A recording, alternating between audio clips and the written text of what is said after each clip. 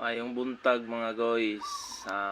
Katulad sa nangutana din ako di ay nga pila na daw akong kita sa in-stream ads.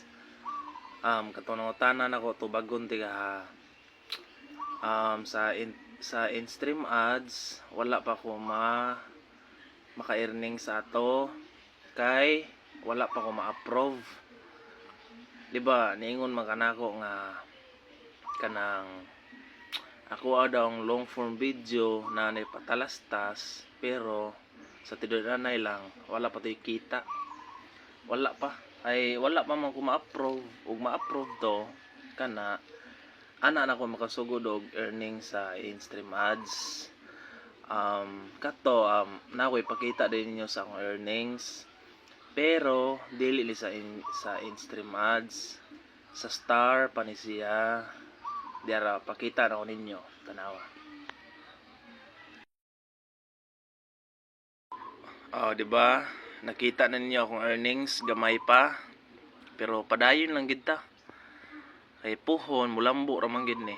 Regarding dai sa in-stream ads, para dali mong ma-invite sa in-stream ads, ang kinahanglan ninyo inyoha rig yung content, dili mo manguha og video nga pareha nako nga napuno akong 60,000.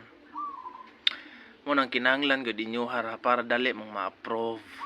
Kay ako almost 3 months na wala pagyapon ko ma-approve sa in-stream ads. Mo nang limpyo ko sa ko ang mga content ako nga kinuha ay di gud siya pwede. Kinahanglan jud siya nga imong content. Kung ganahan ka ma-invite dahil sa in-stream ads. Sa ads on reels, ang akong nahibawan sa ads on reels, ako wala pa ko ma-invite. Ay siyempre akong kasagaran sing i-post man kay mga long form video.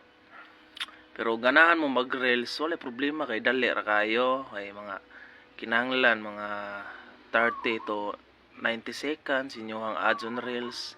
Ayaw imubo. Kay dugay mo ma-invite ana.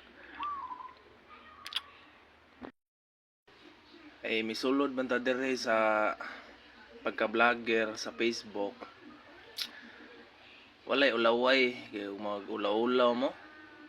Dili ta magakwarta ni mga guys kung ulaw-ulaw nang ay jug ulaw-ulaw. Pasagdain ang mga ubang tao, mga basher na mga hilabot, pasagdain na. Ay kana ilang pagabasher, ilang mga paghilabtanon, dili sila madato ana. Dili sila madato ana. Ay pa nang mga kuano, mga basher ug mag-scroll na lang sila dito, dili lang tanag video, di kay manghilabot mo post din dito nga undang nagpag-vlog kay wa kay angay. So, hindi mo ginato na malikayan ng mga nanang mga klase mga tao god. Nang pasagdaan ra nato na ganahan ka mag-vlogger. Sama na ako gasugod pa ko, di ba? Makita mo sa akong video nga dili pa perfect. Kuan lagod. Ingon na na basta kinaunan pa. Dili pa ginaingon nga mga engaging content pa gyud. Tagagmay lang. Pero okay ra, at least pohon. Like mag-edit ko sa CapCut, ang long form video, kuti jud kay na sa edit.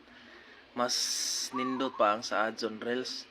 Then sa ads on reels, o ganahan mo ma-invite dayon, inyohang content, ayaw mo paggamit og mga music nga mga license, di ba? Makita man ninyo sa kuan, inig magama mo reels, di ba? Inig nay mag-add music mo, makita din ninyo. Ayaw to gamita. Kay nanay nakatagiya ato, nana sila yung mga nakatagiya. Munang ayaw do gamit ana kay dugay kay mo ma-invite ana sa ads on reels. Bisan pag naay mag-viral ana. Lisod kayo. Munang inyoha yung content gyud inyoha ra gyud.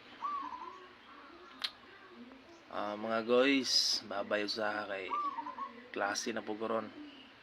Di ade ko karon sa Dumaguete City.